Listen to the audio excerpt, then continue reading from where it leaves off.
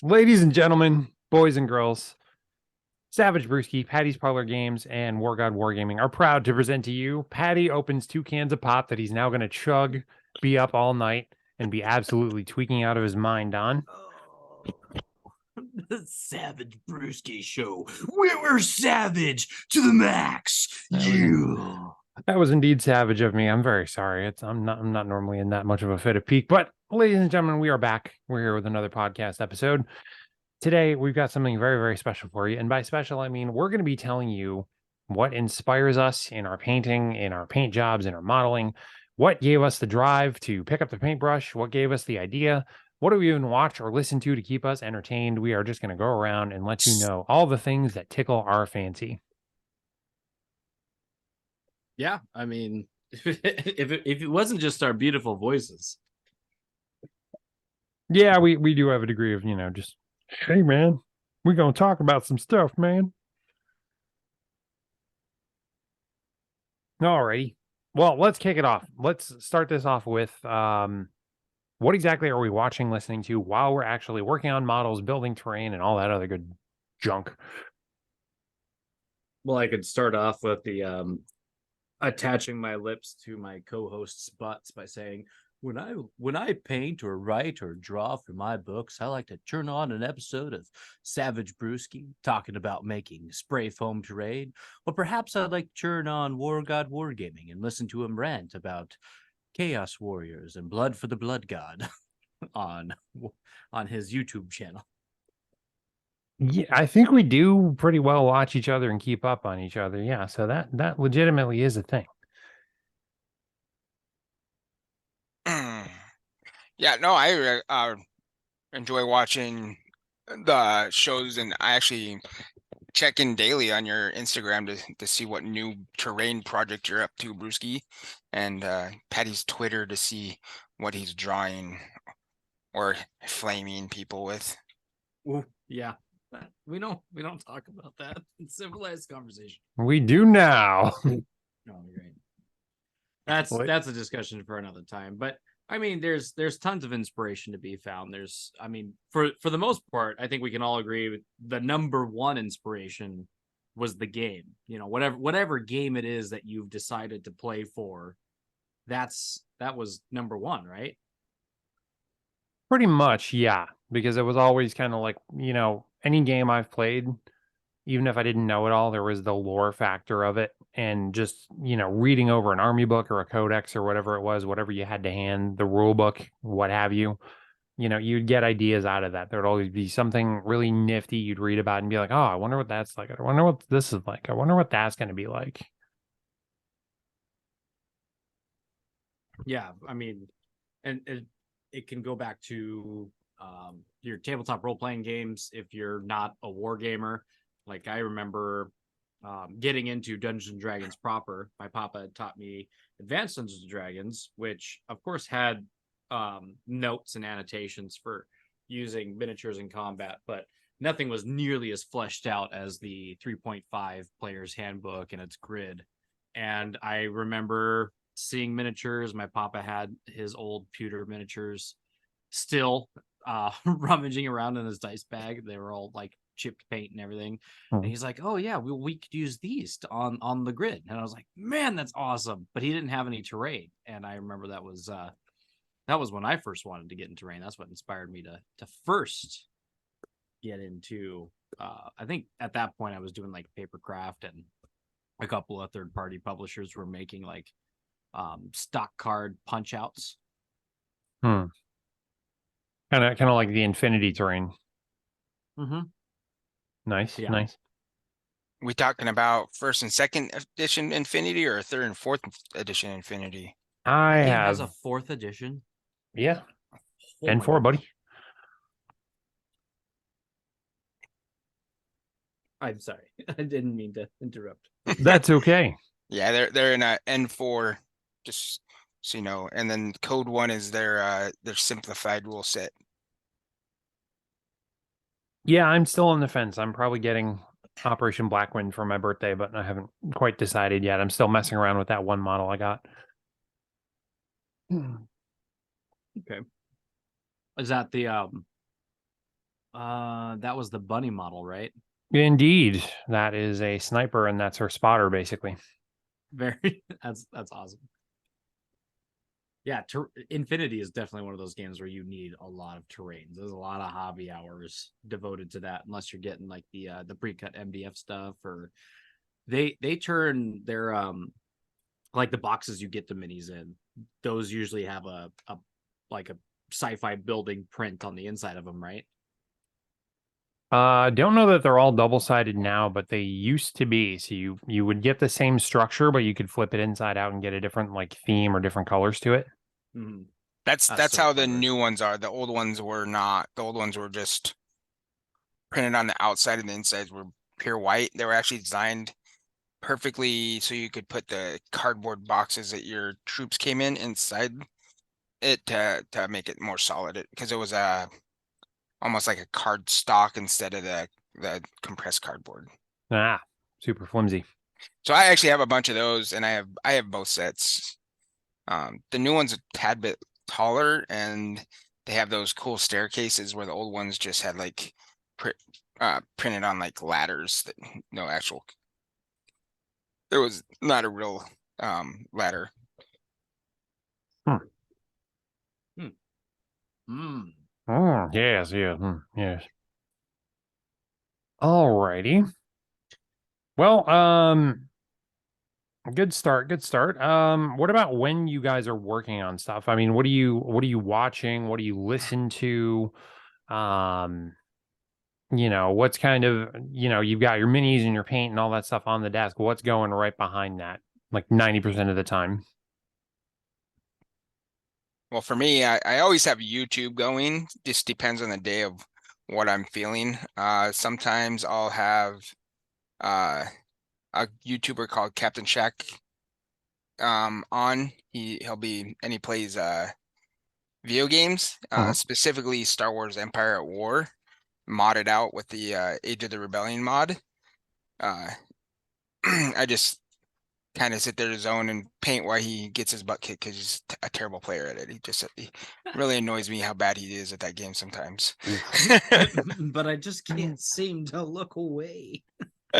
And but then depending on the days, some days I'll be, is it a news day? Did something happen in the news today? Do I want to spend the time listening to one of these online news guys that everybody makes fun of? Uh Other days I want to listen to music, so I have a couple playlists I've collected on there. I have Jeremy's heavy beats, Jeremy's what is it called? Jeremy's rocking out, and then my soundtracks. Other Mhm. than that, I really don't. Oh, recently I started watching these bushcraft videos, specifically one from a guy that lives in Alaska. Um, what's his name? Uh, Something boys, I want to say. Outdoor boys, maybe. When you said soundtrack, are you talking about like movie soundtracks or video game soundtracks? Well, it could be music or video games. As long as it like has the type of music I'm looking, like get me into the mood for the day. Uh, Generally I have a lot of the Alien Star movies, Aliens, Alien 3, those movie soundtracks. The soundtrack for Star Trek, Star Wars. Duel of Fates is like probably one of my favorite songs. Uh, other than, there's probably it's over. I want to say it's over 12 hours of listening time, so there's a lot in there. I've also recently found like these 5 to 6 hour long playlists that are like nationally type music, like Celtic type music. Well, bushcraft videos. I know that there was this feller, I'm pretty sure he was Norwegian, and he used to run this YouTube channel. And I forget what the YouTube channel was. Then he went to do bushcraft videos, which originally his channel was called like the Dwarven Age, but now I believe his YouTube channel is called The Age of the North. And it was really cool because you'd watch. I mean, he was a pretty physically fit dude, and he would make these terrain videos, and the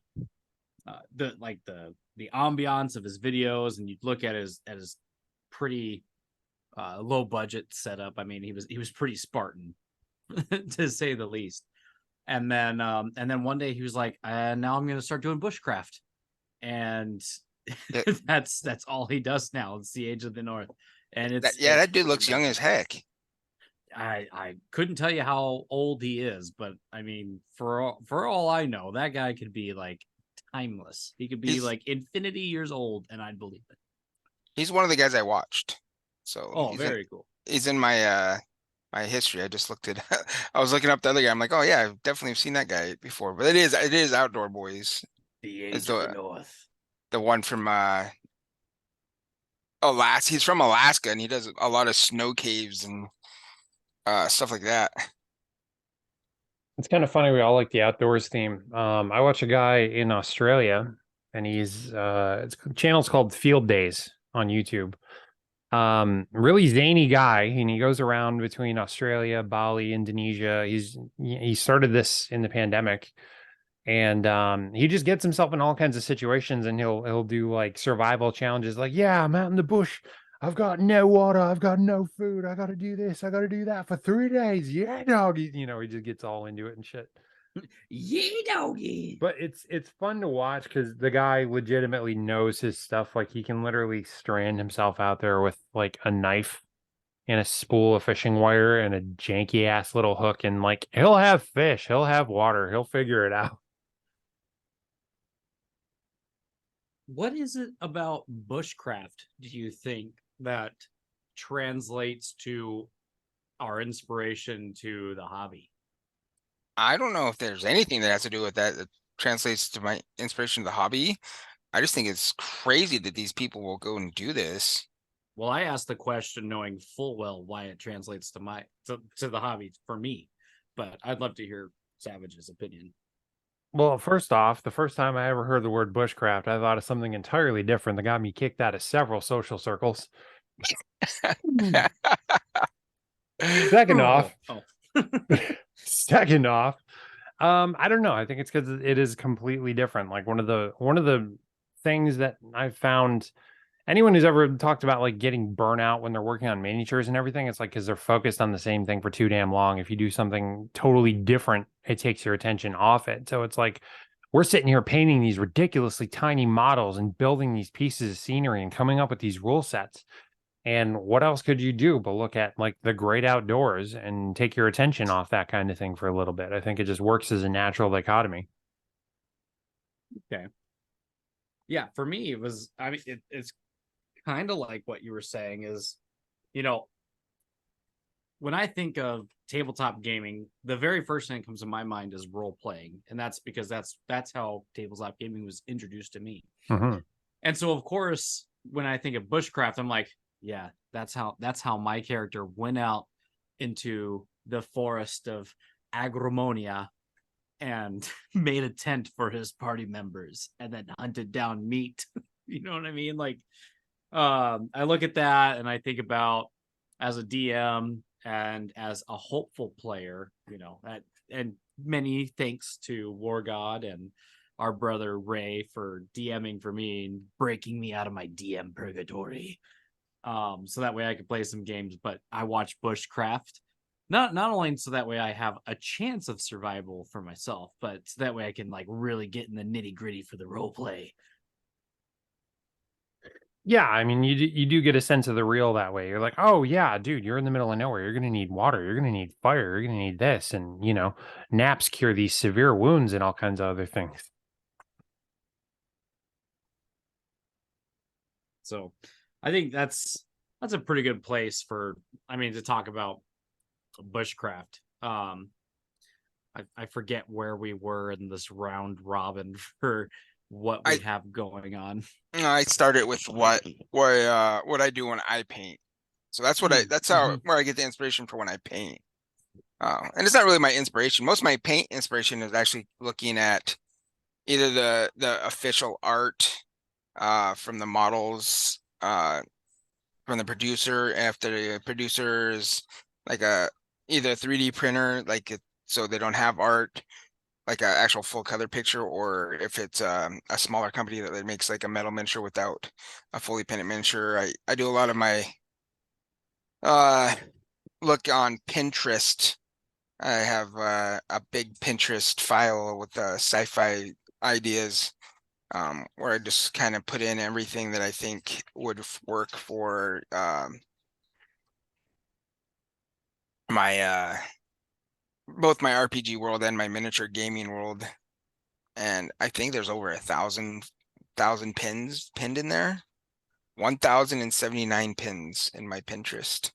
That's a lot of pins. Which I just learned you can actually organize your pins. You can move them around and get them in different orders. So I've been organizing my pins like all day yesterday. Blasphemy. You got Organizing a bunch of your wives interests out there, have all of these wedding Pinterest boards and baby Pinterest boards, and here's Wargod over here like, oh, that looks awesome. That looks metal. I'm gonna pin that to my Pinterest. Well, one of the things I've gotten into various specifics on this, but I've always had a lot of inspiration from various animes and from films. And it's kind of weird how things will just pop up at you. But if I'm really stumped, like sometimes I just don't want to do like a studio scheme. I want to do something different. You guys remember Warhammer Fantasy, the look of the old high elves? Yeah, blue, gold, and silver. Yeah. And You white. got me there. I don't know.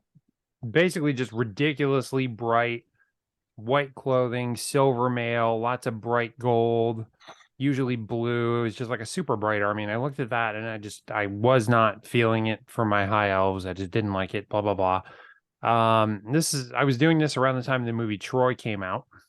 Dude. Eric Bana, Brad Pitt, Orlando Bloom, Who plays Agamemnon? Brian One of Cox. my Brian Brian Cox. Cox, one of my favorite Irish actors. It's such a great ensemble cast. Dude, I knew you were gonna bring up Troy, and I'm so mad that you did, because that was gonna be one of my movies I was gonna bring up. What was I talking about? I've had a fit of amnesia. We were talking about Troy. You're talking about why Troy inspired you to paint your high elves. It did? Mhm. Oh.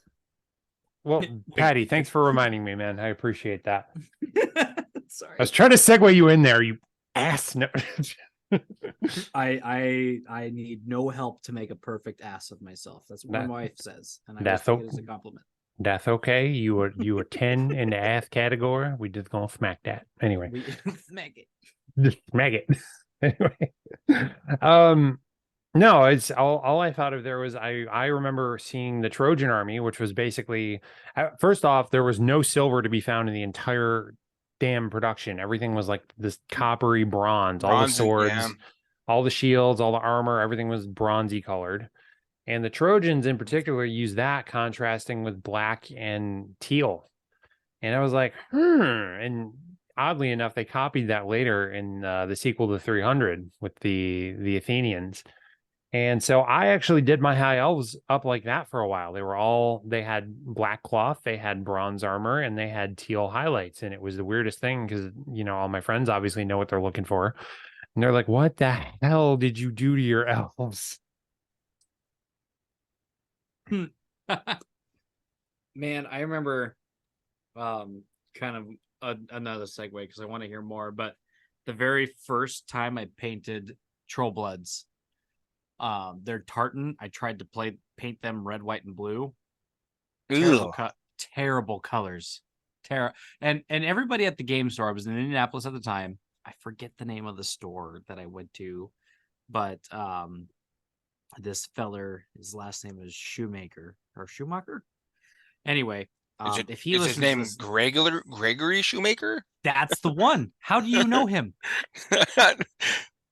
There's a Gregory Shoemaker that worked at the Fred Meyers that I work at, and he's a terrible person. That's okay. Well, this guy's got to be totally different because this guy was a lovely individual, and he helped me get into War Machine.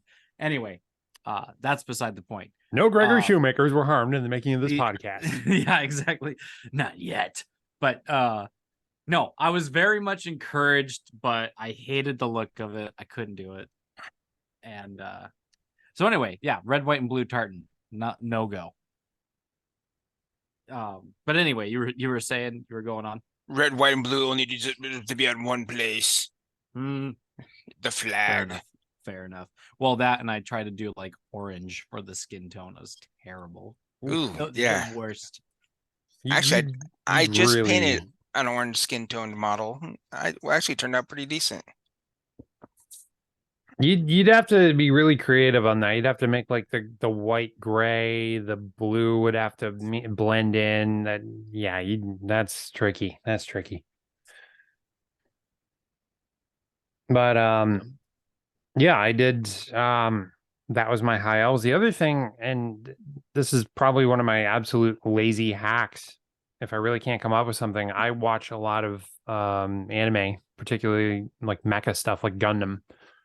And I know I gave some suggestions. I think I threw you something, Jeremy, and you were like, "Ooh, I'm going to use that." I think it was the tan is the Buster Gundam from Gundam Seed. It was like tan, army red, and green.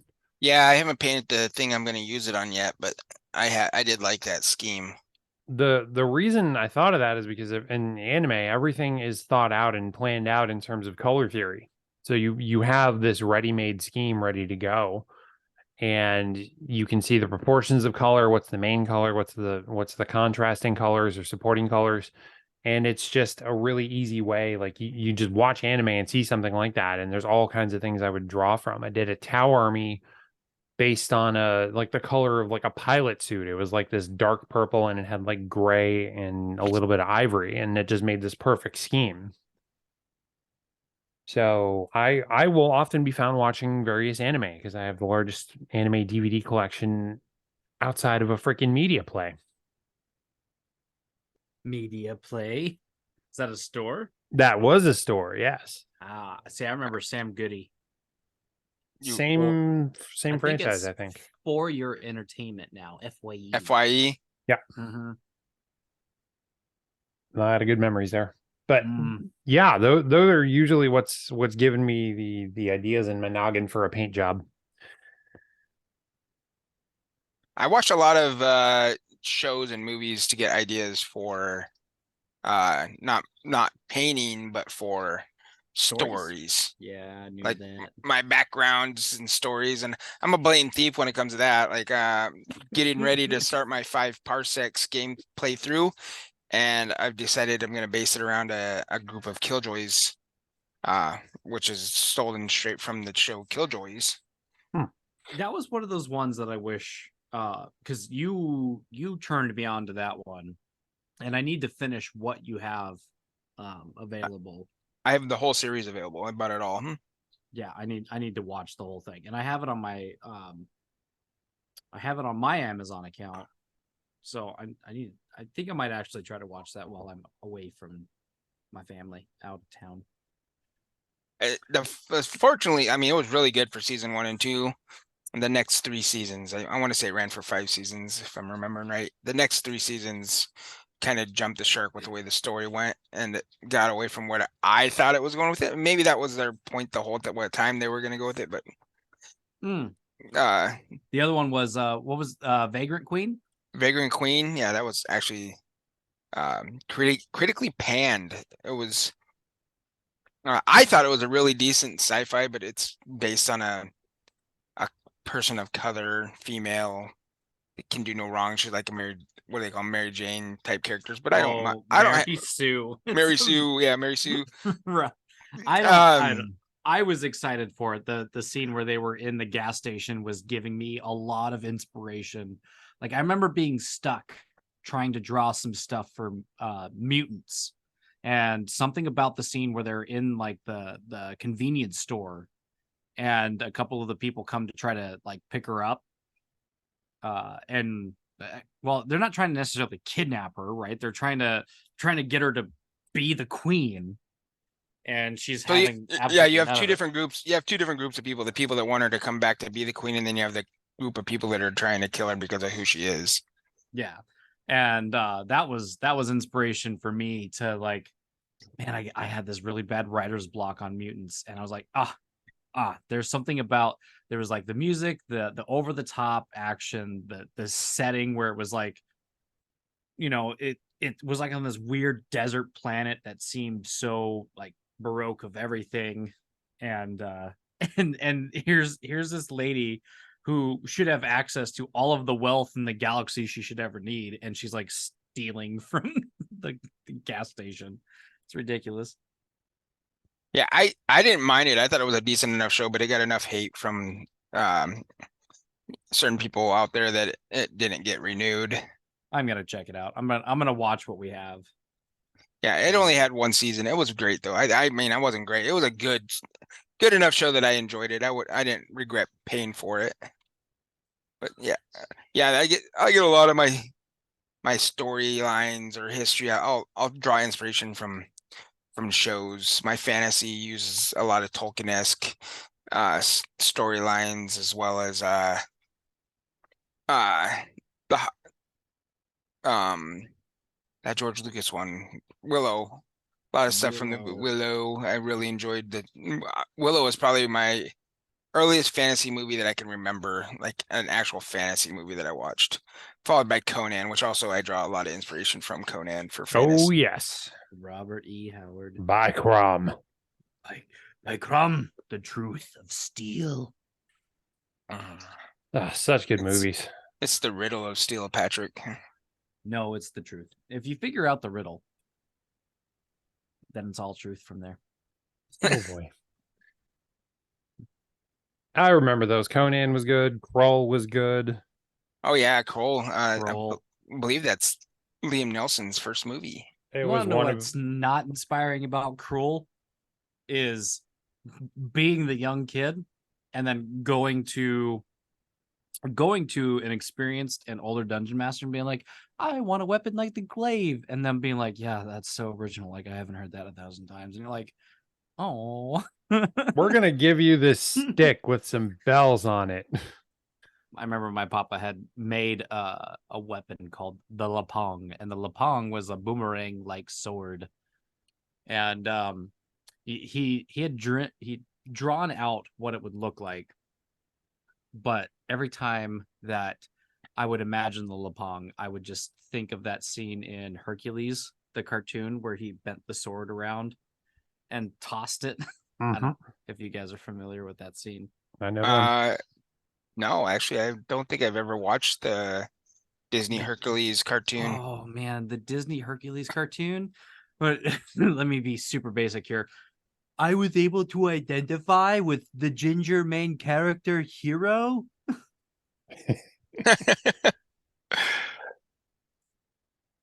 I remember my mom had gotten me a Hercules costume once upon a time, and I could not take it off. Couldn't. Oh, Anyway. so that's where Bjorn gets it from. Oh yeah. Uh-huh. So yeah, I mean, a lot of the TV shows and a lot of the movies, Troy, we did talk about Vagrant Queen and the Killjoys. Some comic books for me. My taste in games is a little bit different. Like I'm built different, where of course I like stuff like Achong Cthulhu, even though I've never actually played it, but I really like those types of games. There's a couple of more pulpy options in there, and so like I really latched on to games like Betrayal at House on the Hill and Cthulhu Death May Die, because I really like that pulp narrative. Very reminiscent of like Indiana Jones and other I guess Tomb Raider games. And while I haven't necessarily been able to play in a game that's quite like that, that's something that I'm mulling around the idea of making possible. But one of the other things that really inspires me is, like, especially since I've been on Twitter, and I've had my Twitter account for 6.5 going on 7 years, but I didn't really start using it until this year. And in this small amount of time, because it was January when I started using it, it was kind of like one of those stupid New Year's resolutions. And I found some artists on there that absolutely blow my mind. Jay Tanaka being one of them. A couple of the people that did art for Lamentations of the Flame Princess. I found them on Twitter, started following them, and again, just really good black and white stuff. Jay Tanaka, his style is somewhere between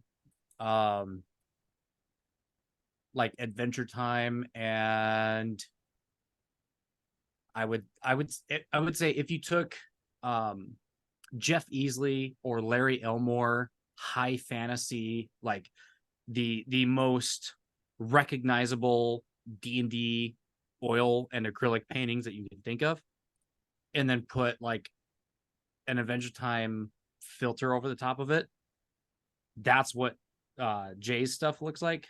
There's Mel of Agrimore. Her stuff is amazing. There's a couple of people like in that vein that really I see. The Basic Expert, John, he does all of his own art for his own books, and it is leagues above my own. and like seeing his stuff always inspires me because he's a father who's an independent game publisher / writer. Those people inspire me. So I like anytime I kind of get stuck. I'm not saying that I necessarily idea steal from them, but I kind of get the feels steal from them. I get motivated by watching them create. I'm like, man, I really got to get on my own stuff. So there's that. Let's see here. There's people who create their own games that also inspire me. Couple of my favorites being, of course, Miguel and Sylvia from the Red Room. They're on vacation right now. I hope they're having a fantabulous time.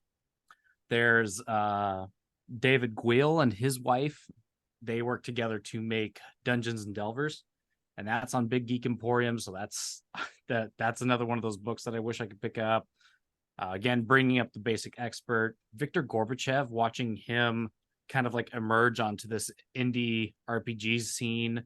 And then he was writing for 5th edition. He took the OGL situation and he really flipped it on a 180. And then started working with who does Old School Essentials. I can't remember if it's Frog God or Necromantic something. But anyway, he's contacted them and he's working with them really closely to make his Old School Essentials Modern Necessities books. And that's inspiring because that Netflix movie Bright with Will Smith, that was one of the coolest like modern media movie outings that I've seen in a long time. Eventually followed up by Cyberpunk, but that's a side topic. Anyway, so seeing them, there's a feller that goes by at Primark 75. Let me look it up real quick so I get the number. Dragon Primark 76, I think it is. Yes. So he is at Primark 76 on Twitter. And he his stories, it's like super bittersweet. His name is Eric. He's about 47. He's been gaming for 33 years now, starting in D&D in 1990. Big fan of Tolkien.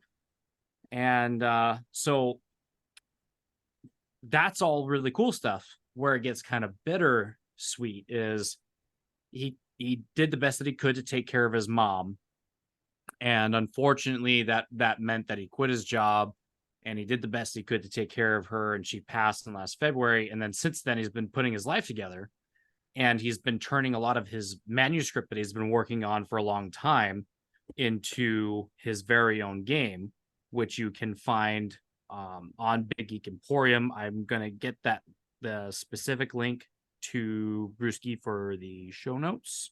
Yep. We will throw that in the description so you can go take a gander for yourself. And the actual game is called A Realm of Heroes. And he's the Misfit Dragon as a publisher on Big Geek Emporium. Of course, you can find him on Twitter, like we said, at Dragon Primark 76. And you can PayPal him directly for the book. But like I said, he also lists it on Big Geek Emporium, so you can find it there. and it's called A Realm of Heroes. It's a D20 system. So if you want to help a dude get back on his feet who is just a solid man, trying, took care of his mom, and now he's, for better or for worse, paying the consequences of that.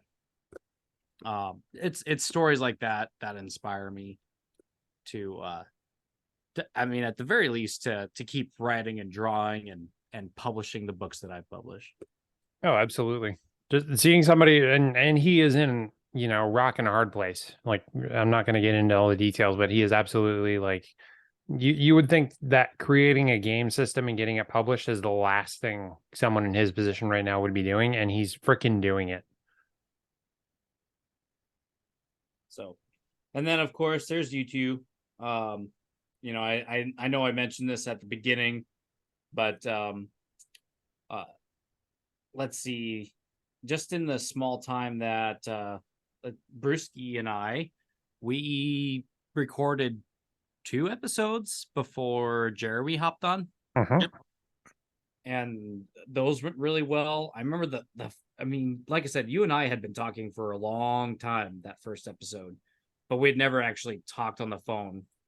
And then I remember when we first hopped on and we had all this chemistry and really hit it off that first episode. I was like, man, like, I think that there's a general aptitude that I have for this. Of course, you guys have it. And Brewski, thank you for having the channel for which this is all hosted on and opening that door for Wargod and I to hop in and be a part of it all. Oh, for sure. But it's one of those things where it's like, it's easy to catch on to somebody who has been doing it and think, oh, okay, well, he has been doing it. Well, then you get folks like Wargod and I who are just now hopping into the whole thing. And I think we're doing okay. And, if you're out there and you're listening to this episode and you're thinking, man, I really I have this awesome TTRPG scenario and I want to share it with people, but I'm feeling a little, help me out, guys. What's the word here? Intimidated. Intimidated, apprehensive, anxious. I do it. There's so many tools out there that you can use for free. Don't use Scribus. Scribus is amazing, but it also sucks at the same time. It's incredibly aggravating. But yeah, there's a lot of free tools out there that you can use to be heard. And there's never a better reason now to be inspired. Let me inspire you through these audio waves being transformed through my microphone and the internet into your earballs. Earballs. I don't know where you keep things, man, but all right. I am an alien species traveling through the infinite dimensions to give you inspiration. Negative. I'm a meat popsicle. All right. Multi-pass. Jeremy did some Fifth Element stuff today, right? Or at least you posted on Twitter. I posted up my Mangalores that I 3D printed from Mr. Big Trong, I believe is the name of the Patreon that he runs, and he does kind of obscure files. They're not exactly 28 millimeter scale. I had or 28 heroic 32, whatever, heroic 2832, whatever you want to call. I had to scale them up a tad bit. I want to say maybe 3 or 4% to get it to the scale I wanted it at to print them. They're not pre-supported, so I had to pre-support all of them myself. But I decided, like I said, I steal a lot of my ideas from movies and stories, and I always liked the Mangalores as a bad guys. They kind of thought they were underused in the movie, maybe, and so I thought they'd fit as a good bad guy into my world. So they are going to be a species that has been driven into this area space called the Ignis Quadrant to Alpha. Um, and they are obviously like a mercenary and a mercenary-ish type race that is very aggressive, and they'll be like guns for hire. They can work for anybody. That probably fit in pretty well with some of the alien gangster type races out there, like the Jabba the Hutts. And so they're gonna play as one of the main antagonistic groups in my upcoming 5 parsecs game. Whatever you do, don't hit that red button. Don't hit the red button. Don't hit the red button. Don't ever hit the red button. A true warrior would have asked what the red button was for. Gary Oldman inspires me.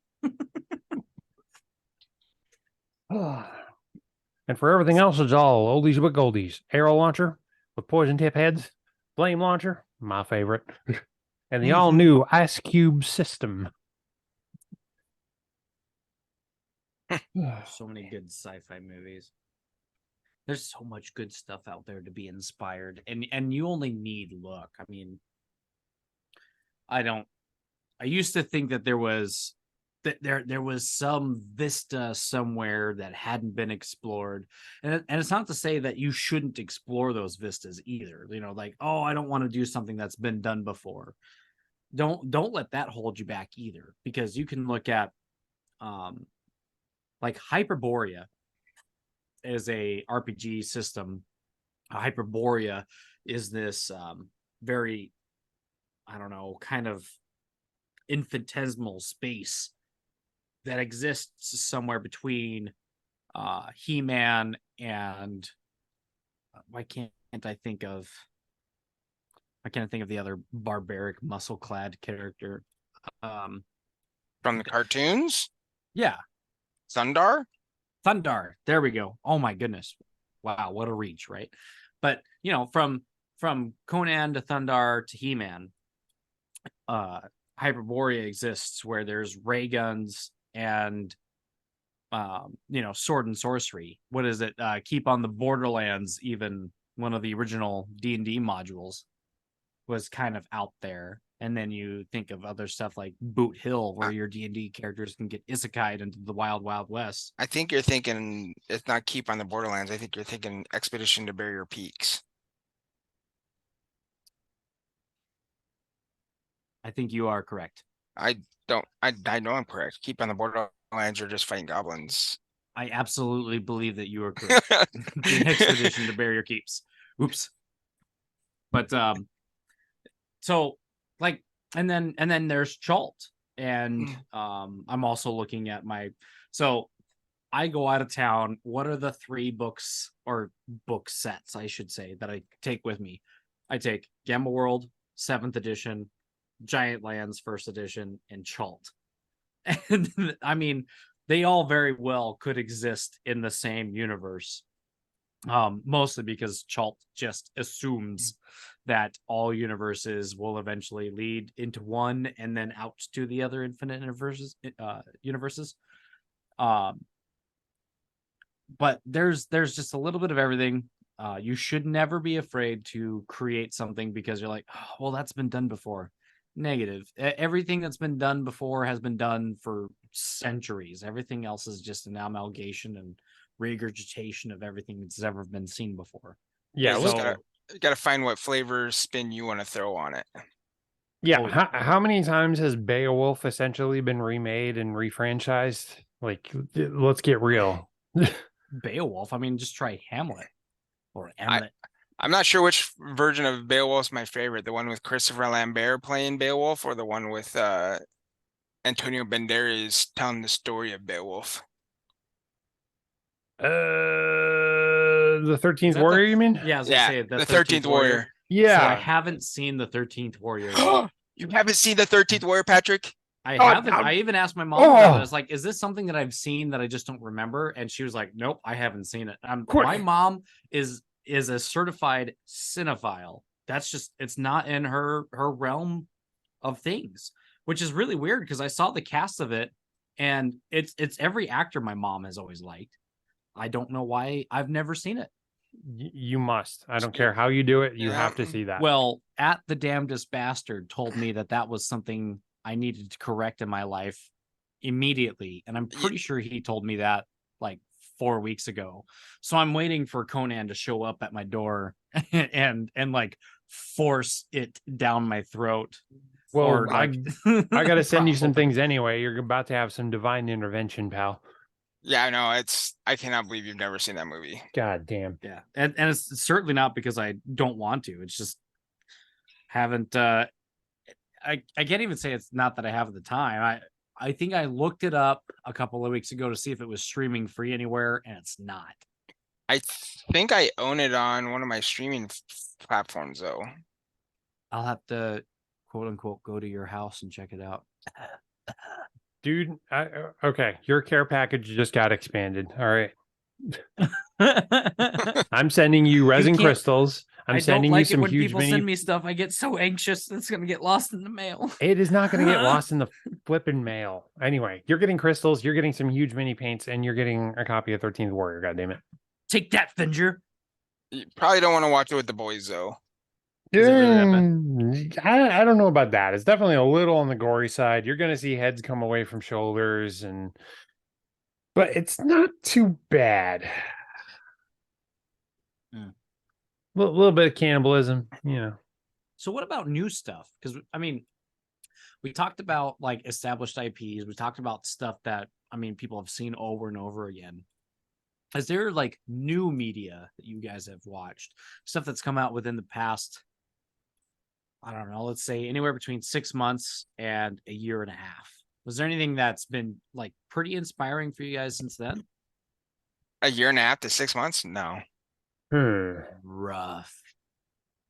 I'll tell you, I'll be the first to answer the Cyberpunk anime. I'm not a huge anime guy. I can count on one hand the number of animes that I've watched that I've been like enamored with. And the first one was Cowboy Bebop. I've watched that show my entire life, but I'd never finished it. I've never watched the last 2 episodes. But that's not new. Isn't it? No. Oh, well, okay. I'm getting into that. Hold on. There's a method, there's a string to this. So it rolls over into the new Cowboy Bebop.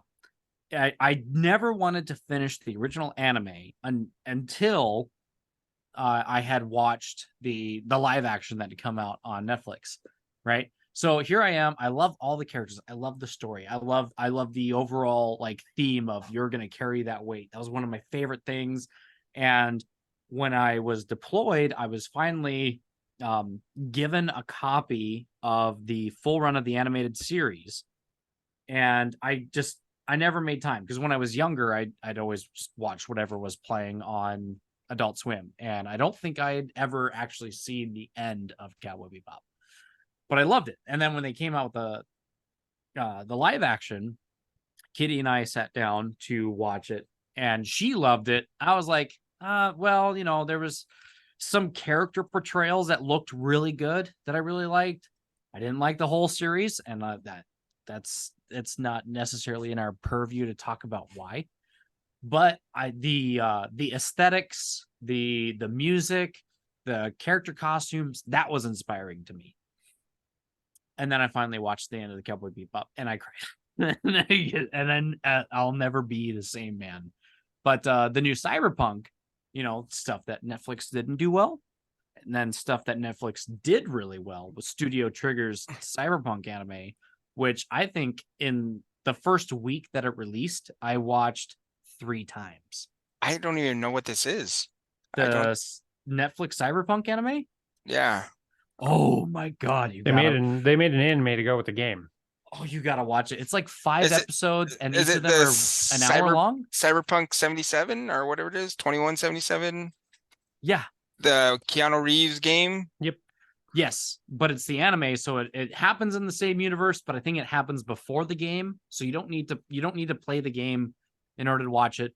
But the character development, the art style, the action, the music, awe-inspiring. And then, like I said, Bright isn't technically within the times period that I specified, but they had an anime that came out. I watched like the first 5 minutes of, one of the boys ran into the living room. I had to shut it off, but I was enthralled in that immediate moment to watch what was going on.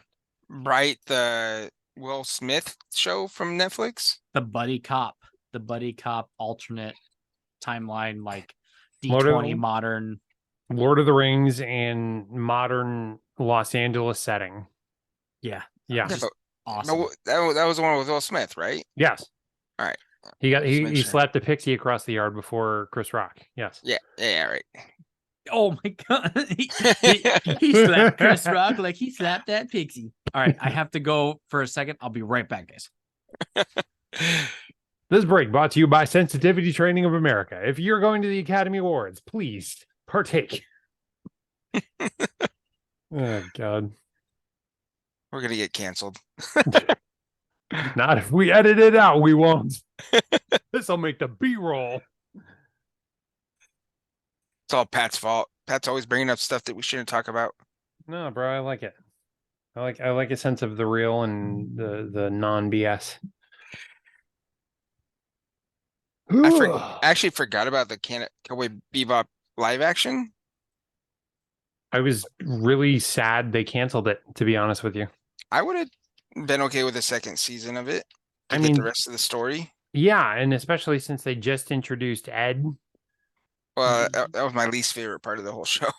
Yeah, I could see that character getting really annoying in live action, but you know, the twist at the end, how they changed things and introducing Ed, what was going to happen with the rest of the characters, like I thought they did a beautiful job portraying the series, and I was pretty damn excited to see where that was going to go.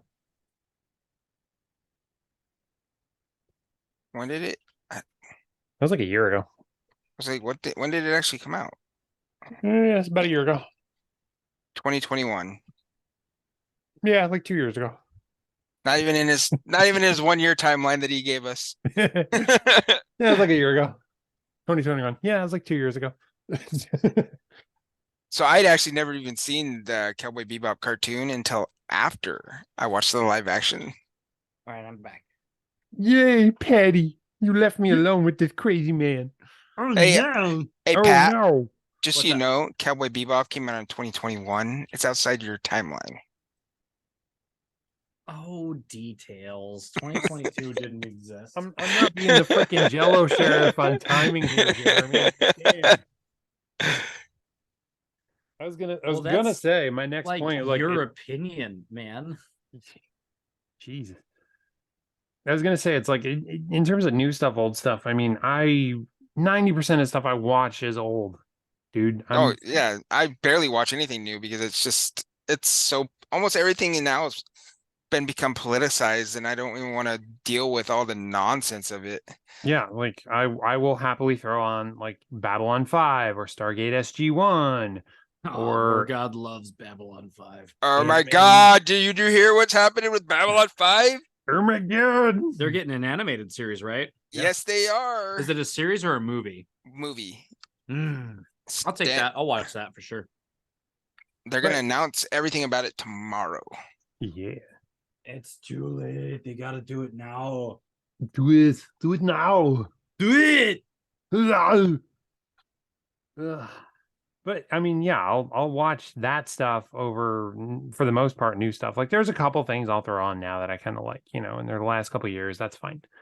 But for the most part, yeah, like my favorite animes were all 90s. I will still watch Tenchi Muyo. I will still watch Tekkaman. I'm still watching the old school Gundam. I'll still watch freaking original Robotech, which, believe me, has corny moments, but is still like epically classic. Do you watch? not- Do you watch the Macross version or do you watch the Americanized Robotech version? I've not been able to find the Macross version. I've been watching the Americanized Harmony Gold version. I And yes. watched one of the when it was I think it was Macross Ultra. Somebody bought it. I thought it was a continuation of the original storyline, and then I realized, oh no, this is just like the original story that they stole all the animation from and made it into an American movie. Yeah, I know I'm probably missing out on that, but you know, it is what it is. Yeah, totally different storyline. It's pretty cool though. But yeah, dude, that original, that late 80s, early 90s anime was what originally got me. I was watching, you guys remember Sci-Fi Channel? Instead of Saturday morning cartoons, they would do Saturday anime. Uh, On the Sci-Fi Channel? Yeah, dude. I'm gonna guess that it was probably after I'd already left for the military. Because Sci-Fi Channel was like my go-to channel when I was in high school, and I don't ever remember very I much animation remember being on there. This remember was watching early MTV early animation. to mid 90s, and every Saturday morning they would show you a classic anime movie. And these were things like Kashan, Robot Hunter, Tekkaman Blade, Green Legend Ran, Venus Wars. I did see Venus Wars. I There you remember that go. one. That was the type of thing they would play, and it got me into a lot of this other stuff. Galaxy Express 39, um, Area Bounty Hunter, so many. God, So so many. what little anime I have ever seen in my life originally was seen on the Sci-Fi Channel. Usually, I want to say it was like a late night block though. Like it would be on like a Tuesday or Wednesday night or something like that, and it would be like a back-to-back feature. It would have Vampire Hunter D, and then they'd have right after Vampire Hunter D, they'd have like Project Echo versus Project Biko. Yeah, I remember that one. I have it. So, but that's the anime that I remember seeing. I didn't see too many either. Don't think my father cared much for Japanese animation. My father was also, as I think I mentioned, just did not let me play Dungeons and Dragons at the house. We weren't allowed to have a Nintendo until I was probably 12 years old, I think, when we got our first Nintendo. Boy, you're gonna summon Satan rolling them dice. Exactly. He was all about that. And it's really weird to me because he didn't go to church. But Some things are just too powerful. It happens. yeah. Anime, huge inspiration. Let's face it. So what about books? Is it any books that you guys read, or do you guys read many books nowadays that inspire you? I don't think any of the books that I've personally read inspired any of my gaming, because like the books that immediately come to my mind are Brave New World, Prayer for Owen Meany, Great Gatsby, Catch 22, The World According to Garp, if you're into John Irving. So no, I can't say books specifically. Of course I've read a little bit of Harry Potter, and when I was younger I read up to the Two Towers, and then I never finished because that's the type of horrible Wait, so person. you've never read all the Lord of the Rings either? I couldn't. No. Dude, I read R.A. Salvatore's The Icewind Dale trilogy all the way through, but I picked up War of the Spider Queen, the first book. Never read the other ones. I read a little bit of this and a little bit of that, but no, I was just much more into reading, because I mean, at the point that I really started to enjoy reading, I was reading all of my papa's D&D books. I was reading the monster manuals, from Advanced Dungeons and Dragons to 3.5 to I'm not ashamed to say fourth edition, because that was like right towards the point where I was leaving my house, and again, my papa being the primary breadwinner that got all the books, I was reading all of them. As soon as he got them, I was getting them. So I was much more enthralled with reading setting books and rule books than I was reading fiction books. And if I was going to read fiction books, I couldn't make time to read rules and setting books. oh man, I think I read The Hobbit when I was in the third grade. I'm a huge book fan. I have a ton of I probably own over 1,000 books. And but I do pull just like pulling from movies, TV. I will pull from books. Recently I just was rereading the 10,000 and the Black Company. The 10,000 is by not Stephen Pressfield, but it's like Stephen Freshfield's Gates of Fire. It's about a mercenary army from Greece that goes and gets hired by Persia, and then has to, after their guy that hired them gets killed, they have to make their way back through Persia to Greece, and they're slowly picked off to, like, I think out of the original 10,000 Greek soldiers, like only about 3,000 make it back. And it's told from this perspective of the last officer that was alive. I think his name was Xenophon. And then so it's really cool. It's kind of this mercenary company book, which leads me into the next book, The Black Company, which is by Glenn Cook. And it's a very unique story. If you ever get a chance to read it, it's written from like almost a first person's perspective instead of like the third person, which was a real change for me. And none of the characters have names like we have names. They go by like their kind of like a nickname for their position, because the Black Company is a mercenary company that like basically recruits anybody into it with no questions asked. But because there's no question asked, they don't want you to know their original name.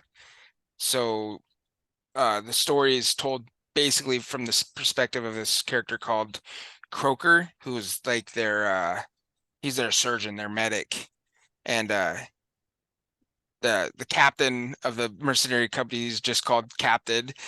And then they have like their sergeant of arms, and then they have a color guard, the guy, the banner bearer. I can't remember his name, off the Jolly maybe.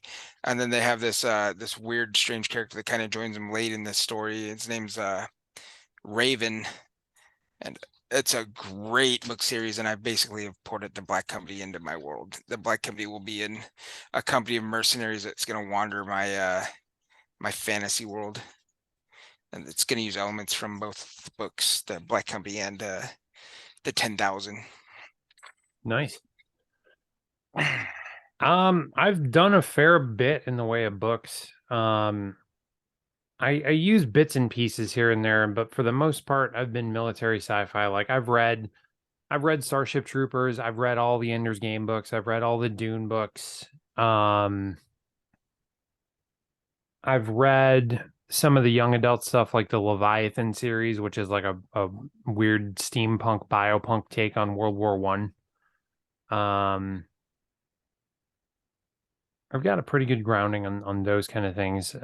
Probably one of the things when I get more into role play that I'm drawing on, very young, don't ask me why, but I picked up Stephen King's The Dark Tower series. Mm-hmm. And I started off, I was literally just bored one spring break. I was probably 13, something like that. And I picked up, it's a 7-book series. I picked up number 4. And oddly enough, the majority of the book is a flashback. So it actually happens before everything else. So I didn't, do too badly on that. But it's a really interesting setting. And it's essentially where you have the concept that the universe is multiple planes of existence, multiple places, and they're all bound by a single thing called the Dark Tower. And the universe has been breaking down and failing and essentially, moving on, as they say. The world has moved on. And this one guy is a gunslinger, which is to say a knight, baron, peacemaker.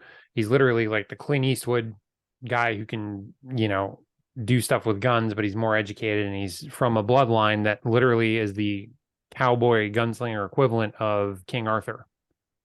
Okay. And he's trying to go find that tower. And the whole thing has all kinds of thematic elements into it. Merlin's in there, but he's kind of like a cracked up, don't trust this guy wizard. You have a character from other Stephen King stories who's behind the scenes instigating things.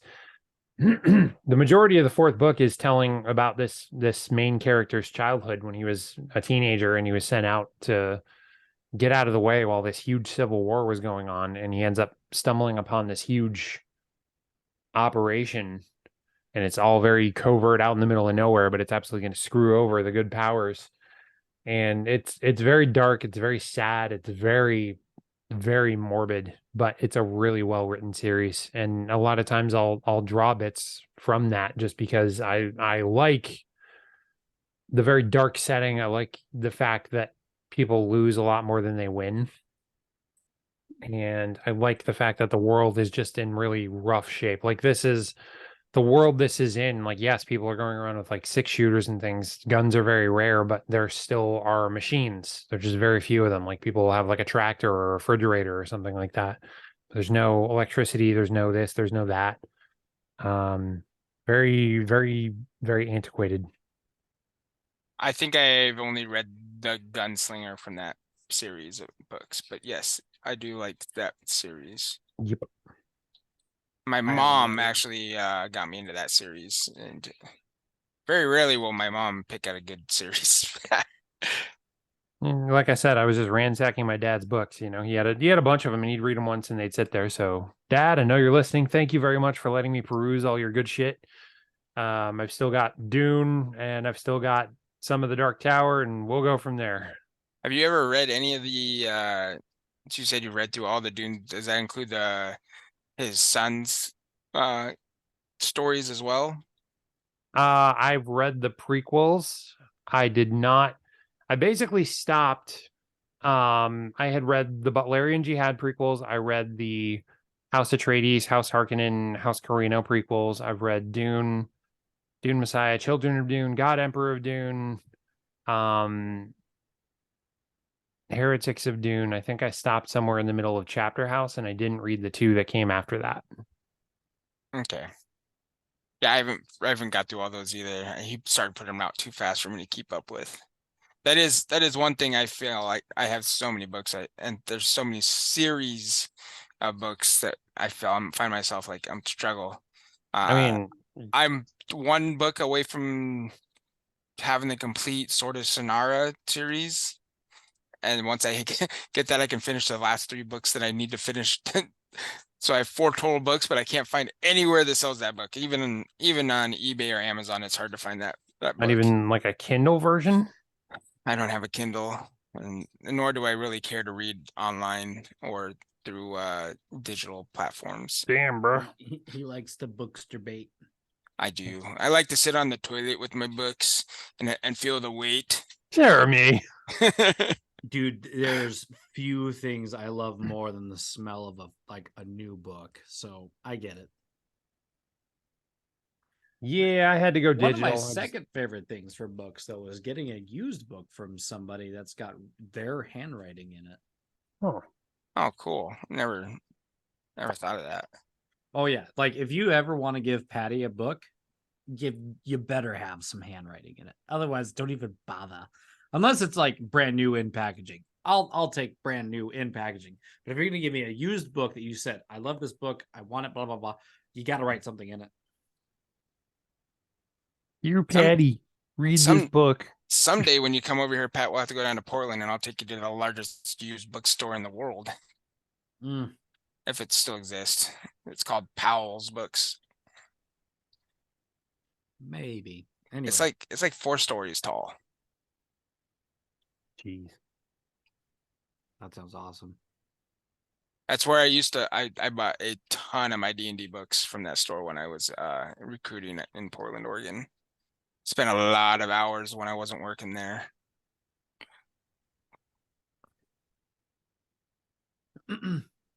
Man, I could keep going about things that inspire me. Oh, all night. There's so much stuff that inspires us to do what we do. That's why. You're gonna see quite a bit of it come up. I had a really weird entry into the Halo franchise because I did not start off playing the games. I started off listening to the soundtracks, which then led to me getting the novels, which then led to me playing the games.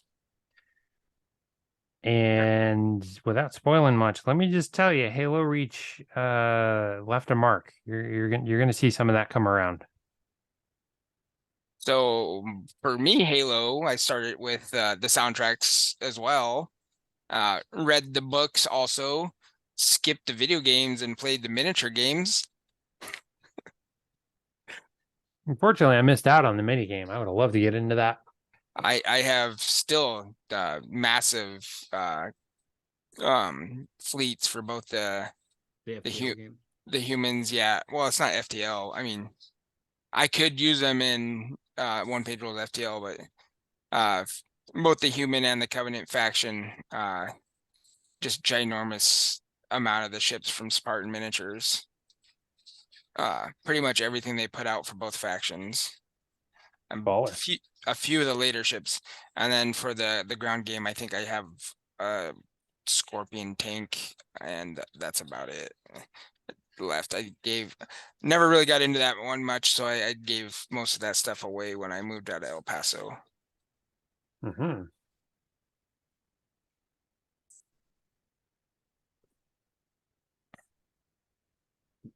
Let's see here. What are some other books? I know I mentioned Gamma World. Giant Lands, yes, there's a lot of black and white line work there, but there's also some Larry Elmore classic pieces that are worth looking at. I follow Larry Elmore on Facebook. He constantly is posting his art on there.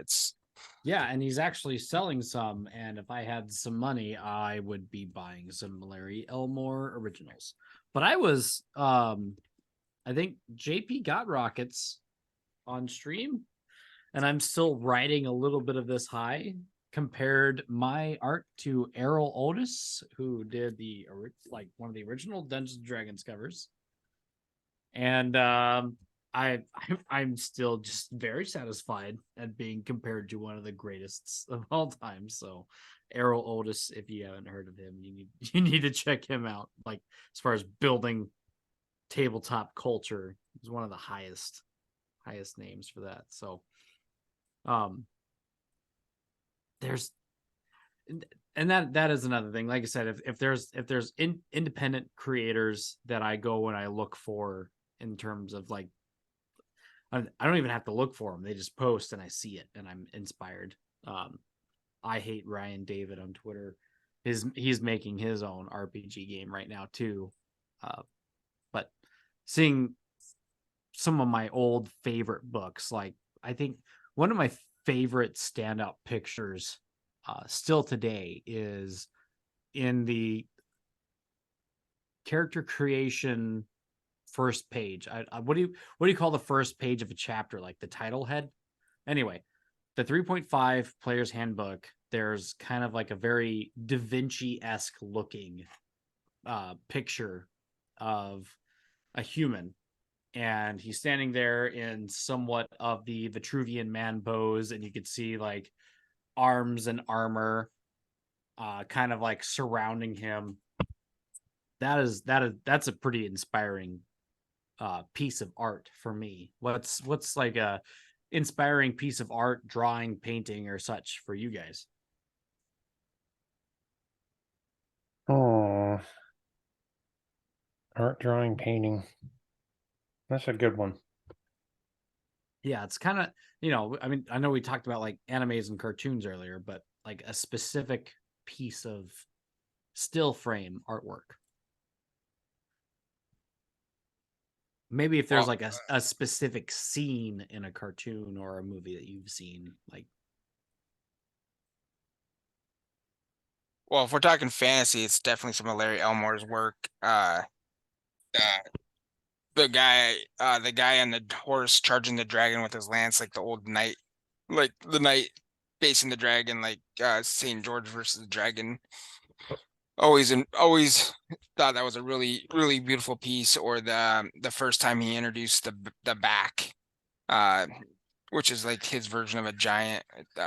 It's like a two-horned giant facing off against like the barbarian on the horse. I thought those were both awesome piece of art, showing like the power of man versus nature. Then for sci-fi, probably some of the art by I don't know who does their art, but the Dead Zone game has a ton of actual hand-drawn art within their original first edition rulebook, which has been reproduced throughout the next two editions and been reused. But a lot of those scenes of like the battles that are happening are able to like inspire me to like how I want my universe to look and feel for my sci-fi universe. Yeah, those are really good pieces. I know for the third edition book, they picked up an artist that Uncle Adam used for Rain in Hell, and he has this really cool way of like taking photos of actual miniatures on a game board and turning it into almost like it looks somewhere between like a pastel drawing to like an oil painting. But you gave me a couple of the first edition Dead Zone material, and yeah, I need to find out who the artist is for that. I don't Now, specifically know the artist, but I mean, the closest I get is some of the things out of the Horus Heresy, just because there was so much artwork to that and so many drawings, not just the book covers, but all those. They released art books for all of the series, so you would see, characters, different battles, different units, different this, different that. It was just, super 40K iconic, but that's probably the closest I come. there is a bunch of beautiful art from Games Workshop for sure. Oh man, Blanchitsu. I remember the John Blanche. Yeah, Yep. John Blanche. I'm Yep. actually not a huge fan of John Blanche's art. I'm probably gonna get a lot of hate on that. I think it's Why a little would you too. not be a fan of the gritty I think it's a little too inks gritty. with A little too gritty, a little too dark. uh, I like my art to be a little bit more like the art from Larry Elmore or the Dead Zone art, where you can actually see what's going on in the art. I watched a video today actually by I think it was Ninjon, about like him being fatigued on painting models that are just overproduced with their amount of detail into them, because yeah, it's I like talked about that on my last live stream. it Yeah. gets tiring because of like how many different straps or this and that you have to paint. And so like same thing with art, sometimes when you're looking at art, I'm like, there's just so much going on with it. It can be overpowering, not always. Sometimes there's really good uh uh really good art out there that's not super saturated and everything. But yeah, I always thought John Blanche, his art was just a little bit too overproduced for me. Not that he's taking anything away from me. He's a great artist. It just doesn't fit Yeah. my style. Speaking of the Dead Zone art, it's a guy named Luigi Terezzi who Oh, did thank you for looking that up. the cover art, and the internal art was done by 3 other people as well. Heath Foley, Jonas Springvore, and Roberto Carrillo. These people all sound Spanish. So I'm Well, I guessing mean, they're from across the pond, so I think they probably farmed this out. I think most of these people are probably actually in Spain. You had me at the Luigi. There's a lot of really good artists from like Madrid and Spain and Yeah. such. So I mean, duh, they got half of them over at Corvus Belly. Oh yeah, no, Fair. they actually they do. I do know Manic uses the guy who paints all the Corvus Belly stuff, Angel, to do a bunch of their painting nowadays too. Privateer Press got who was the artist that did a lot of their Monster Apocalypse stuff, and oh man, I can't remember his name, but I always loved seeing his work. Anyway, I'll have to look him up later, but he does some really good mini painting work. And one of the things that I was thinking of, the more that I paint with some of these contrast paints, like I was on live stream last Sunday and was painting some out of production Cool Mini or Not Dark Age minis. Oh yeah, Dark Age, yeah, there's some nice Yeah. mints. Oh, so Dark Age, that whole entire series of miniatures was produced because of an artist. Why can't I think of the name of that artist right now? He was big in the 80s. We don't remember you not because you weren't good, but because there's so many good artists out there. You know what's funny is my Dead Zone 3rd edition rulebook digital doesn't have the credits in here, so it doesn't tell me who did the art. Dang it. The credits Always pages. credit your artists. It's Always no, credit the them. whole credit page is just blank. For some reason, when they did the transfer, it probably just didn't. Like, I'll read the artists from the Chalt book. First off, you've got Venger's very own hand-drawn tentacles. And then let's see, interior art by Monstark. Monstark, I believe, does some of the acrylic paintings in here. And those are good. Yannick Bouchard, Brent Schreiber, Dan Brown, Paul Carrick, Luke Oram, Matthew Bailey, and a feller that goes by the name of Slappy. But some other favorite art of all time. Okay, so like one of the books that I go back to every time, anytime that I'm stuck, and I said it before, was the Gamma World 7th edition book.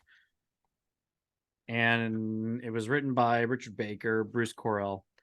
Let's see if they've got the art credits in here. Art director was Mary Kowski.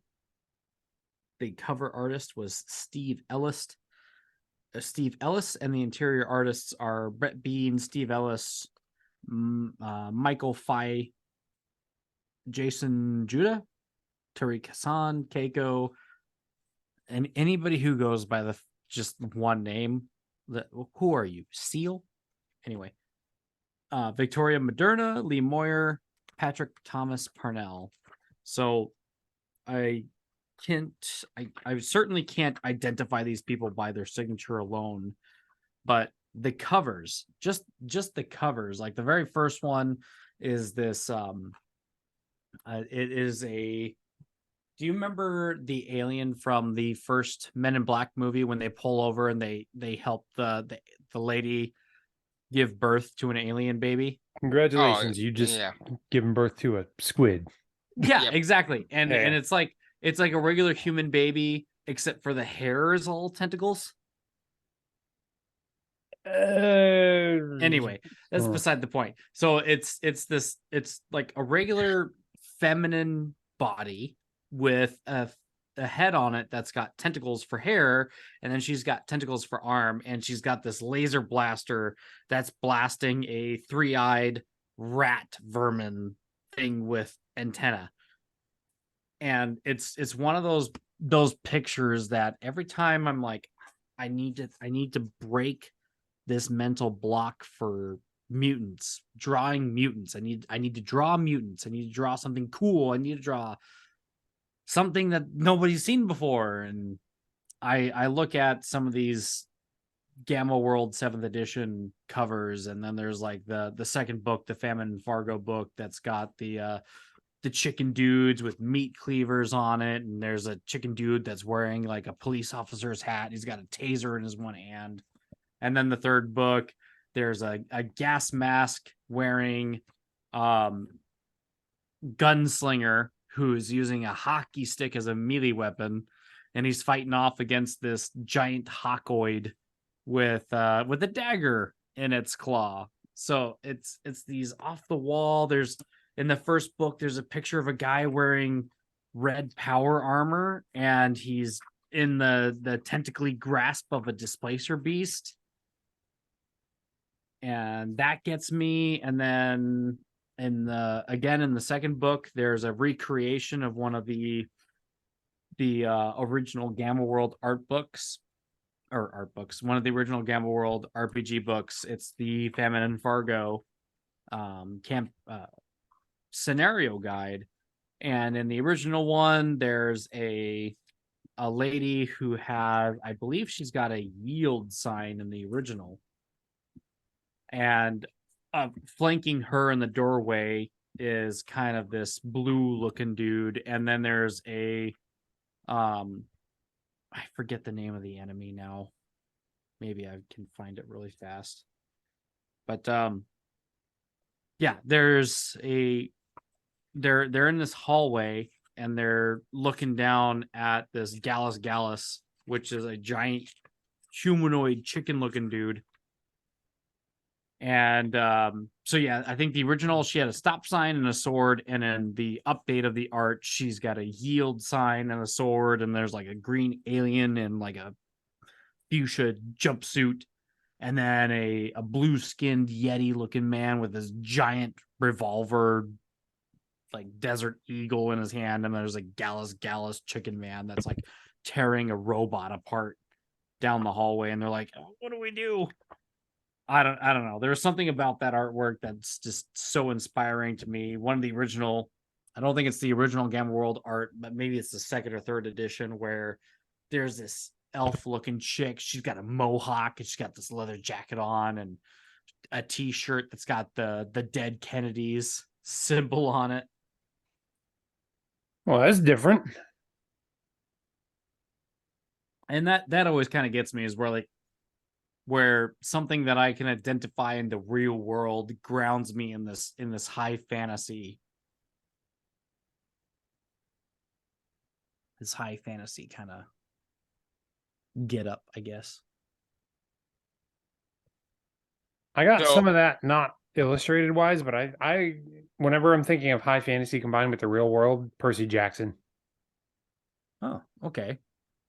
Just Greek mythological, present day. Kind of weird, but yeah. So Dark Age artist was Gerald Brom. By the way, a lot of people know who that is, I'm sure. Brom usually just goes by Brom when. And then the Dead Zone 3rd edition book did not, at least the main rule book does not have the artist named unless it is the graphic designer and layout person, which is Duncan Aldis. Huh. Oh, okay. And so they created Dark Age off of his work. Brom's art is what inspired them, and then they hired him to be like the artist for the game. Oh, okay. And he does a lot of gritty type paintings, just like John Blanche, but I don't think his art is nearly as busy. He has a same type of like watercolors. I think he uses a lot of watercolors in his art. If you haven't looked through the actual Dark Age rulebook or some of the Dark Age art, you should definitely check it out. There's some I think you'll get some huge inspiration for your Moons game. Yeah, I need to check out a lot more of that. I was like I said last week, I was painting. I can't remember the faction. I picked it up for really cheap when I was in Pocatello, Idaho. He had a couple of his like his box sets that were sitting in his aisle of misfits because they're out of production games. Like he had a bunch of Mark One War Machine boxes. He had Mutant Chronicles Warzone boxes, Dark Age, Cool Mini or Not. I'm trying to think of some of the other stuff. What was that? It's not Kings of War. I'm trying to think of Wrath of Kings. Wrath of Kings. That was another Cool Mini or Not game, right? There we go. Yeah. Yeah, Sure Wrath was. of Kings. I think he had 1 or 2 boxes of Wrath of Kings in there too. And I was There's some cool stuff with it from the Wrath of Kings. I'm actually using the Hadori. Are they the ones does with sound right. the face masks with the really spiky crown looking things? No. Though that's like their version of basically Japan. I can't remember their names off the top. Those people, like, I think are demon worshippers, and they have like demons bound to their souls. Well, that's nice. If I remember the lore right from the game, the faction I'm talking about is like the undersea people. So like I bought a bunch of these crustacean people, and I'm gonna actually have in my fantasy world a kingdom that is under the water that will sometimes invade the land and to steal stuff. Under the sea, under the sea. Everything's better down where we're going to conquer your ass. That's right. Yeah, and that was another one of those paint jobs. So again, I wish I could remember the feller's name, but watching the shift between some of the studio paint schemes for Privateer Press into some of the more fantastical, super vibrant, I mean, very, very poppy colors of Eric Swanson, Slippy Slappy Samsonite. I'm pretty sure it's Eric Swinson. I can't remember, but man, the colors that he uses for like his Monpok models and some of the newer War Machine model cover arts, they reminded me of the very fantastic colors that you'd see on those Wrath of Kings models that Jeremy was actually just talking about. And it's one of those things that it's so hard to find, those very, I think, and it might have been him too, when he with the new paint jobs for some of the new Troll Bloods that they've shown off recently. They're just very vibrant blues with very vibrant oranges and reds, and it's really cool when you see stuff more like that. We're talking about that, Blanche being kind of overvalued, Yeah, overhyped. it is Eric Swanson. Okay, Eric Swanson, not Swinson. I was No, way no, off. Swinson. Swinson. So I was like, WINSON. Samsonite. Eric Swinson. Slippy Slappy Swampson. So yeah, I mean, you get a lot of guys that like paint gritty, and if you paint gritty, that's cool. I think a lot of my mutant models are painted kind of gritty, and I throw in like the splash of color that I can get away with. But the Blanchitsu style looks really good when you look at like Turnip 28 and like old Necromunda. But there's a couple of people who It might look good for that game Silver Bayonet, or the other one. What's that other one that came out that's like Silver Bayonet? But it's not on Earth. It's a different world, and you actually have like a full army instead of a small group. It's not Silver Bayonet, but it's like Silver Bayonet. So it's set around the same time period, if you wanted to say like, but it's not here on Earth. So Silver Bayonet's set on here on Earth, but the occult's real, right? And in Silver Bayonet, you play as like a small squad of people that go out on these missions. It's basically Hellboy. Yeah, you're like fighting Bram. Yeah, it's like But there was another one that came out roughly around the same time, maybe a few months before. It's Napoleonic type-ish thing, but maybe a little bit later. But on a different planet. But it's not here on Earth. It's set in a different world, and I can't think of the name of it off the top of my head. But, gosh, and it's not Achtung Cthulhu. No, not. But a lot of people are using the models for both. I'm even drawing a blank. Damn. My Ray knows, he's built an army for it. He showed us the miniatures, Pat. Did he show us to it on Facebook Messenger? Probably, but it would be so far back. Dang it. Dang. Even Ash from Girl Miniature Games did videos about it on his channel when he was building up his force. I know for sure my brother used the Knight models from Fireforge Games as the base of the bodies for his guys, and then he used the rifles from his Italians from Bolt Action to be their weapons, because they're both true 28mm scale miniatures, so they fit. It's always nice when you so like I like 32 heroic because there's just enough of like the big boy games, like all of like Privateer Press, Games Workshop. I think Infinity at this point are doing heroic 32 versus 28mm. Is that correct? Am I making a correct statement? Who? Privateer Press, Games Privateer Press Workshop. is Privateer Press has always basically been a 32 millimeter, like a true 32 mil. Some of their stuff, like I would say that their war jacks are heroic because they're so kind of They're well, wonky. Jack's always kind of been wonky, yes. But anyway, like as opposed to I don't know, maybe so like Dead Zone is 28. Well, you keep saying Maybe. Dead Zone's 28, but it's technically true 32 or Heroic 28, which is true 32. It's such a weird scale that we talk about. Like heroic 28 is true 32. I don't know, because if you compare like their GCPS to their enforcers, I and can then put one a of true. their I can get it. enforcers compared, like the lore of the enforcers compared to like the lore of a space marine, like attack marine, An enforcer's taller than a space marine. but Uh, their miniature doesn't. Well, Their okay. no, their miniature. If I get a miniature of an enforcer and put it right next to a space marine, an enforcer is taller.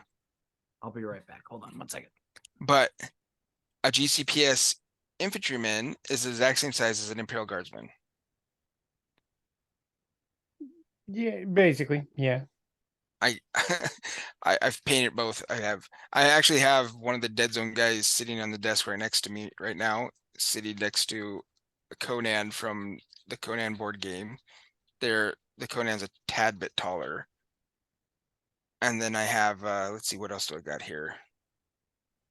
I have a Reaper miniature Valos from Pathfinder, and he's about a half a head shorter. Oh, ouch, that's my knee. And then I have the pig girl from whatchamacallit game. The Pat's favorite game, Undercity. And she's the exact same type as this Dead Zone miniature. Curious. I mean, scale's just gonna be wonky. Oh, here we go. Here's a tech priest from Games Workshop. And I have a fire warrior from the Tau right here too, even though that's supposed to be a little shorter. Fire. All right, Pat. So right in front of me, as I was telling Brewski, as I have Agatha. I've been okay. I just need to give a little context here. I've been working in a almost desert in a warehouse, so I've drank almost 2 gallons of water today. I'm overhydrated for this. All right, so in front of me right now, I have the following models from different games. I have Agathea from Privateer Press's Underdark game, right? The pig pharaoh girl. Her name is Agatha, and Yeah. she's not from Underdark. She's Whatever. You know what I'm talking about. Did I paint her for you? You did. It's all sticky. Yeah, that's not my fault. That's Whoa. You didn't wash those models before you primed them. I did. I washed all of them. So wrong kind of gloss medium. It was the plastic that Privateer Press used for Undercity and Widower's Wood. When I put the primer on them, my goodness, they were rough. And I was like, you okay. rattle can primed them, I guarantee it. Yeah, I did. I rattle can primed them, and I was like, okay, well, maybe if I just put some P3 paint on them, they'll be fine. They look good. You can admit they look good. No, they look great, but they are sticky. I'm gonna have to strip them on and repaint them. Don't you do that? I'm gonna have to. I can't use them. They're covered in matte varnish on them. I've put 3 matte varnishes on them. It still comes through. All right. So, anyways, I have Agatha from Widower's Wood, Dr. Konar from Dead Zone, a Tech Marine from the Admech Army, a Tau Fire Warrior, but he's kind of crouched. Valeros from Reaper Miniatures, Pathfinder miniature line, and Conan from the Conan the Barbarian board game by Monolith Games. Height wise, I have them in line, shortest to tallest, the Tau Fire Warrior, Valeros, Agatha, Dr. Konar, the Tech Marine, Conan. And I would say all these roughly are in the 28 to 32 millimeters scale. But the Valeros being probably the closest to a true 28. Though his hands are too large to be a true 28. Brewski, when you're making terrain, do you take in consideration the different models that you are going to use that terrain with? 70% of the time. Yeah. I have been known, especially when I'm building something that's a structure, to actually put down miniatures of the game that it's being built for and figure out, like, okay, good. Can this guy see over the ledge? Can this guy see through the window? Does this building look like it was made for giants? On the more natural end, I don't worry about that as much, but occasionally I will. The smaller the scale, in other words, if I'm building something for Cav or Battletech, I worry less because your detail goes out the window and you're not so much concerned with height. It just doesn't become so much of a thing. Yeah, and that was one of the things that I wanted to ask about, because I was thinking about making some terrain for Tech Commander when they come out, Sea Dog Game Studios, I believe. When they come out with their new edition of Tech Commander, I wanted to have a battlefield ready for when they make their 10 millimeter the appropriate or the focused on scale, because right now Tech Commander is in 28 millimeter, I believe. So they want you to be using, I guess you would say like Warlord Titan. What's the difference between like a Warlord Titan and 40K versus like an Armiger? No, see, looking at their stuff that they've been posting up, their mechs aren't going to be nearly as tall as a Warlord Titan. A Warlord Titan is maybe 50 stories tall. And versus like an Armiger's 2 or 3? Armiger's about 4. Oh, okay. So yeah, so I think at 28 millimeter, then you're looking at like a 2-story to 3-story tall mech for Tech Commander. But I think he said, I think the writer Sea Dog Game Studios said that the new edition would be focusing more on a 10 millimeter scale, so that way you could bring your Cav and your Battletech miniatures. Exactly. Okay, so then I'm not totally wrong. I was going to say your comparison is think of a guy, not a mech or a Cav or anything like that, but just a guy. In 28 mil, that means your average infantry is a guardsman, and your walking mech is, the size of a War Machine Colossal at least. Because I know those are a little bit more scaled down. They're not quite a battle mech. Yeah, I would say a Colossal looks about the size of what he's been previewing on his page, because I've been following it since we talked about it. Right. They seem to be a little bit more on the shorter side, because it seems like their legs go high up into the machine, and the bulk of the machine's weight is distributed below the legs. Kind of like the ATPT from the Star Wars universe, if you've ever seen that. Yeah, chicken walker. No, that's the AT the ATST. No, the AT-AT is the bigger one. That's the big camel dude, yeah.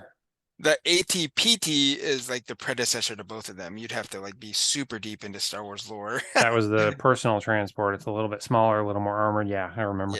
Yeah. All right. Yeah, so if you're gauging for 10 mil, then your battle mech is going to be closer, your Cav is going to be closer. I'm not sure how that's going to work, because that would mean their Tech Commander machines, those are going to be smaller then. Well, maybe they're doing it to where, because Battletech's 6 millimeter. So if you're going to use your Battletech miniatures at a 10 millimeter game, your Battletech, at that point your mechs would be shorter. So like they would scale together, basically. So the Drop Zone Commander is in a 10 millimeter game, and you can see the tanks are probably their tanks are basically the size of like the super heavy tanks from BattleTech, and the BattleTech tanks are tiny compared to them. I'm gonna tell you, man, all this math is not inspiring me. Jesus. Math inspires me. What are you But talking Cav is 10 millimeter already, so those would scale just fine. I don't know how they would compare to each other. I always kind of felt like Cavs were already a little smaller real world than a battle mech was, so they might scale just fine. They are. I think, if anything, Cavs are going to be a closer fit. And they're going to look more like what's described. I think Cavs would fit a lot better into their current universe than they do. Absolutely. BattleTech. We never actually talk about it, but there's actually a third mech type game out there that it's been put out. It's called Heavy Gears. And I think those are supposed to be even bigger than BattleTech miniatures.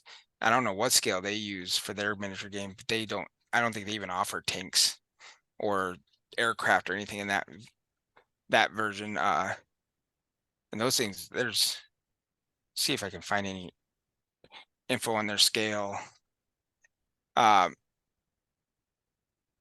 This is the one from the 90s, DreamPod 9. DreamPod 9, yeah. So it actually was a video game. If I remember the storyline, the guy who was making the MechWarrior video game basically lost the license to do MechWarrior, so he came up with his own Heavy Gears, which then DreamPod 9 took over to make a miniature game. It has like 4 factions, I think, inside it. So no, they're 20 feet tall in universe. It seems. Doesn't really give me a scale of the miniatures on the game though. It doesn't. Oh, all right. They're 1/144th scale. So I don't know how that would what scale that is on. I haven't actually held one of their miniatures. I don't have any of them. So I don't know how that would look compared to a BattleTech miniature or a Cav. So I've never actually had any of these, but I do know about the game because I used to buy Dreamforge or DreamPod 9's Lightning Strike miniatures. So I'd always see the Heavy Gears on their page being previewed. Like I said, the math is not inspiring me. They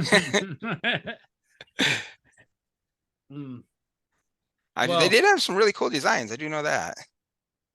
They're a little more anthropological. They're a little more humanoid. Anthropomorphic. I'm sorry. Anthropomorphic. They had their version of the Kodiak, which was just a beast looking thing. Yes, it is.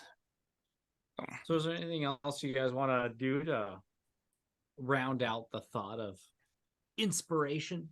Bruh. There is no rounding out the thought. We have gone to a place that has never been traveled before. And that's kind of the point is inspiration is kind of infinitesimal, prayer, meditation. Those are the basest ideas that one can think of for inspiration. But I mean, if you try hard enough, you can really find inspiration to just about anything, right? Basically, I mean, you could throw a rock at any TV show, any piece of art, any story, any music, and you would be able to piece together some theme that would be represented in a game, in a miniature, in terrain. I wouldn't suggest throwing a rock at a TV show. That's how you get a broken computer or a TV screen. Yeah, them flat screens ain't cheap, people.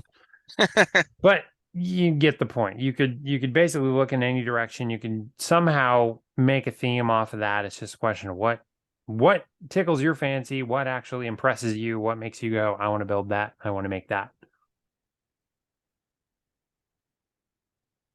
Jeremy, what were you thinking? I was just like to follow my heart. Like for painting, usually it depends on what I'm painting. Sometimes I want to match something that's already out there, but other times I'm gonna use whatever story I've started to develop for this person, and that story will guide me to the way that I want it done. So yeah, that's and don't be afraid to try something new, something you haven't tried before. Yeah, and that's kind of my caveat is, don't be afraid to try something old. Don't be afraid to try something that you haven't tried before. Like, just because it's been done before, if you haven't tried it, go for it.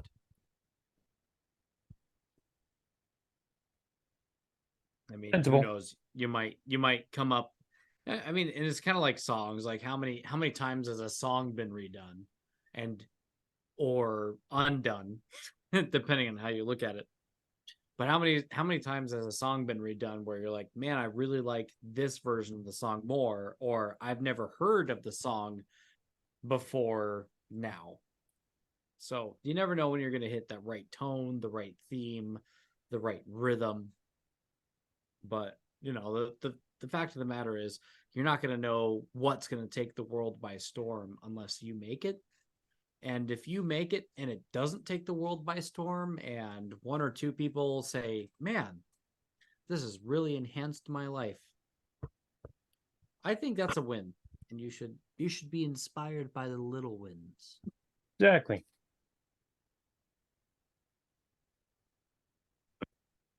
Other than that, I guess I'm Paddy. And I'm Brewski. And I'm Jeremy. And I think we're going to wrap it. Next week's episode. We don't know yet, but we'll let you know as soon as we figure it the hell out. Yeah, maybe Well- we'll be inspired. Well, we should be interviewing John from War Budgies. Oh man, talk about inspiration. What an inspiring figure. I think I can safely say he's been around longer than at least you and I, Patty. And I know, Jeremy, you've got some more history with him, but dude, what a legend. I mean, he grew really big real fast. I know that. Like, I would say 4 years ago, I'd never even heard of War Budgies. And then he's now like already in the industry, getting hands-on with companies that like I used to dream about going back to work for. Yeah, and there's nothing to scoff at there. And in fact, be okay. So if you're gonna be inspired, that's one thing. If you're going to be inspiring, I think emulating what Budgies does on a day-to-day during his videos. And there are other Peters. I think of like Peters people. Hey, Peter, Hey Peter, I'm gonna need you to stop doing what you're doing. so think of wholesome people. I can think of a couple of people just in the circles that I've met: T-shirted Historian, Venger Satanis, War Budgies, Miranda, yes, Uncle Adam. Uncle Professor Adam, Dungeon Master. Oh yeah, If you guys- Professor Dungeon Master. Yeah, Mel. Dungeon Craft. So if you can't be inspired, try to inspire other people by being a wholesome person. So, and maybe we all be wholesome people. Yeah, don't be a Jeremy. No, don't be the antithetical Jeremy. Don't be the Jeremy, just like you shouldn't be the Paddy. Why did we just Forrest Gump ourselves? I don't know. Pat's weird. Paddy is that's not the Paddy I want to be, but I can be Paddy. But he's the Patty we deserve. He's the Paddy we deserve. Tune in next time on Jurassic Park.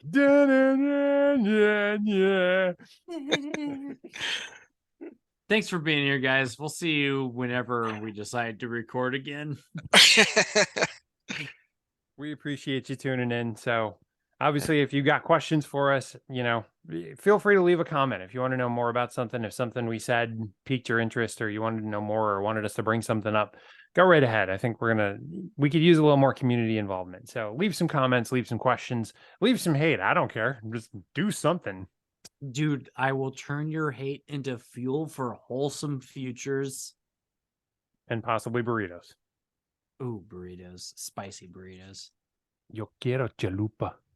If you don't mind me doing a little bit of shilling, why don't we get into the shilling portion of tonight's show, brought to you by chill nothing, out the show, because Pat. we are not sponsored by anyone. I'll say this: for the next month, any person who buys mutants off of Big Geek Emporium, go to biggeekemporium.com. It's 3 words with no spaces. biggeekemporium.com. Search mutants. It'll be the first one that comes up. You can recognize it by the black and white art. Any money that is put on mutants in this next month, I will directly deposit into this show's bank account, I guess, to get better cameras, better microphones, for Jeremy, for Brewski, for whomever. So there's that. You can find my other 2 offerings on Big Geek Emporium. There's Die 10 Light, which I'm going to be fixing here in a moment. And then there's the Boy from Tejas. You can buy coffee from me at Coffee Brand Coffee. If you use the code Parlor5, you get 5% off of your order, and it goes straight to me. And then that I can use to buy my wife nice things. And then I've got a subscribe star at Paddy's Parlor Games. And then if anything else, you can always like, share, comment on this video, and then follow me at Paddy O Cakes. That's PADDYOHCAKES on Twitter. That's my shilling. And fine shilling it was. Jeremy, what would you like to shout out? Well, I will be recording my second battle report tomorrow. So it should be up late tomorrow night, early Thursday morning would be my guess. It will be a 5 parsecs from home game, so it will probably be out well before this comes up on but expect to every other week video back and forth between my fantasy world and my sci-fi universe. Oh, also will be joining a Path to Glory campaign for playing Age of Sigmar, and so you should catch me painting some more Age of Sigmar, as I have to get my models painted up for that game. Nice. Well, good. Follow my buddies. Check out their social medias. I will put the links in the description along with some of the other things we mentioned here. And we'll see you on the next one. Good night, everybody.